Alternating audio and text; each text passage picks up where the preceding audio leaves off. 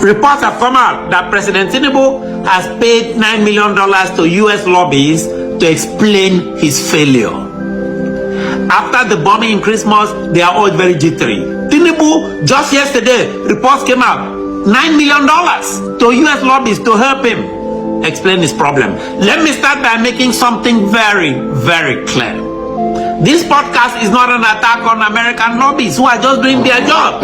It is not an attack on consultants who are just taking care of their families.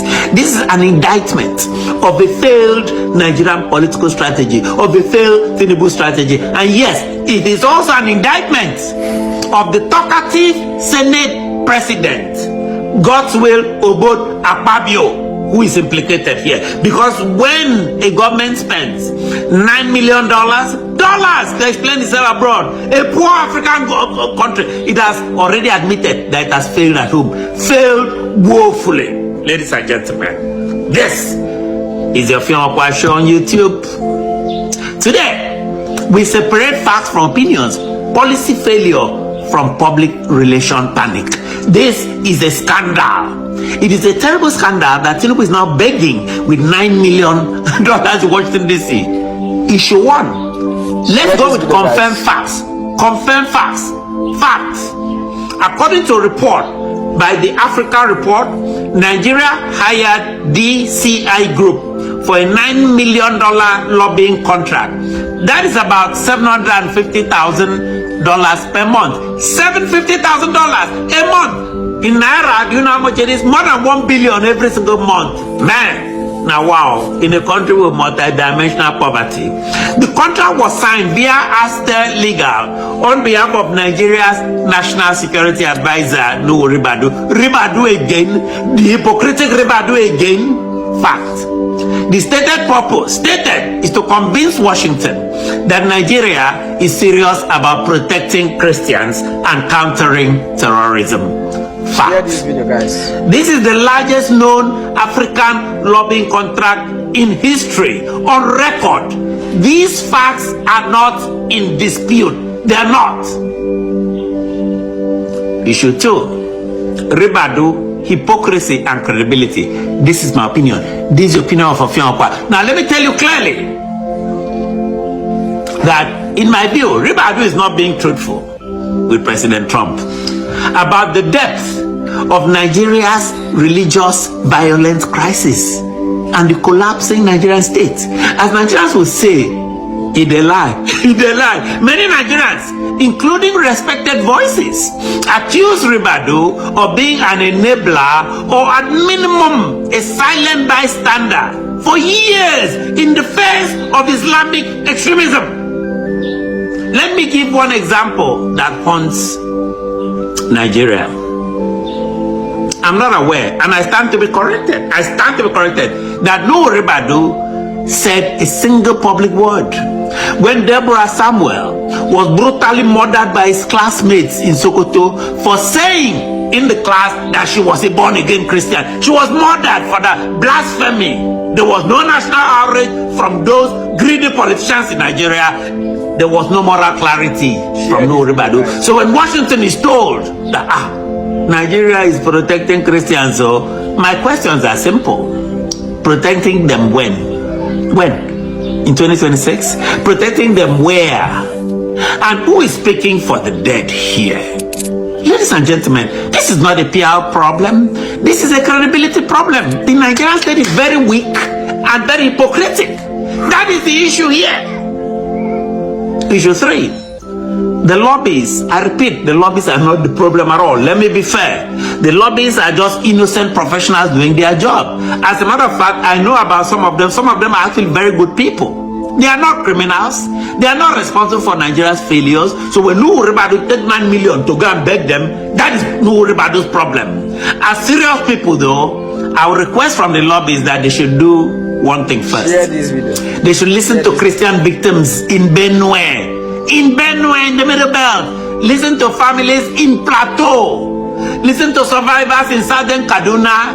Listen to the 3 Catholic bishops that were murdered in cold blood by Islamic terrorists. No amount of talking points can erase lived trauma. This is not messaging. This is blood on the ground. blood on the ground. Thousands, tens of thousands have died. You should fall. I don't even think this will work, in my opinion.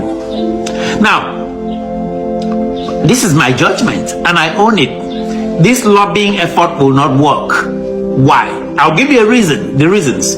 Because Donald Trump has criticized Nigerian leadership before. Since his first term, he brought in Buhari to the White House, who looked like a dead man. Former President Muhammadu Buhari later recounted after that meeting that during his 2018 White House visit, Trump asked him directly, why are you killing Christians? This was asked to the Nigerian president. This is like Trump was in power in 2019 the first time.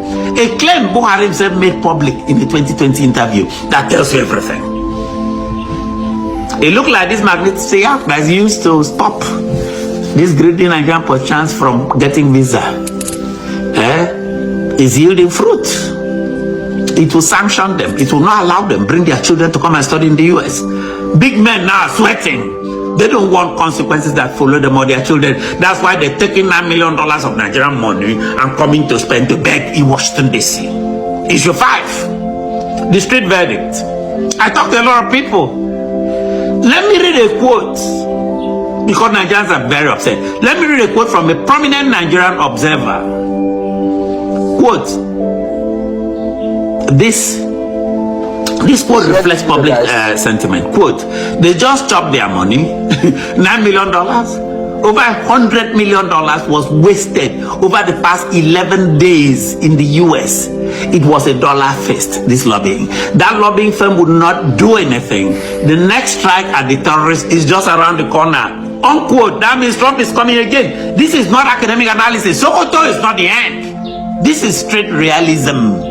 I am quoting the streets. I'm not telling you, I'm quoting the streets. Issue 6. Gospel Akpabio and the scandal shadow. This guy has no credibility. The Senate President Gospel Akpabio, and credibility matters in today's world. Separate US filings show lobbying linked to letters written on behalf of Senate President Gospel Akpabio. Letters. Akpabio is publicly tarred with scandal.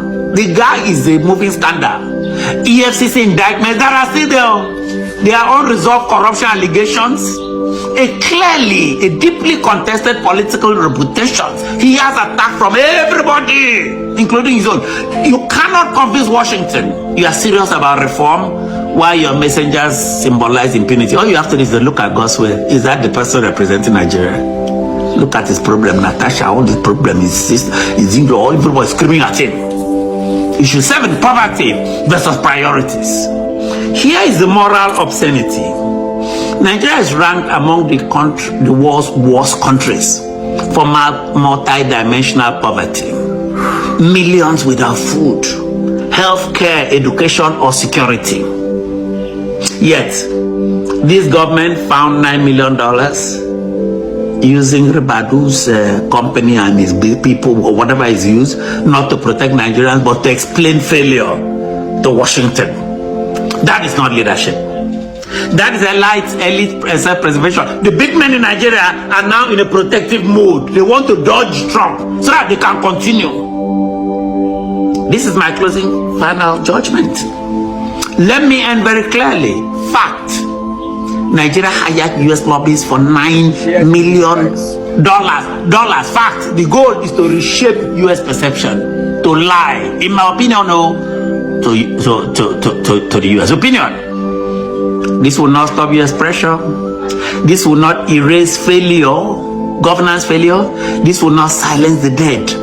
Because legitimacy is earned on the ground. You cannot purchase it on Care Streets. Not on Care Streets. This is the official question on YouTube. I am the voice of the voiceless.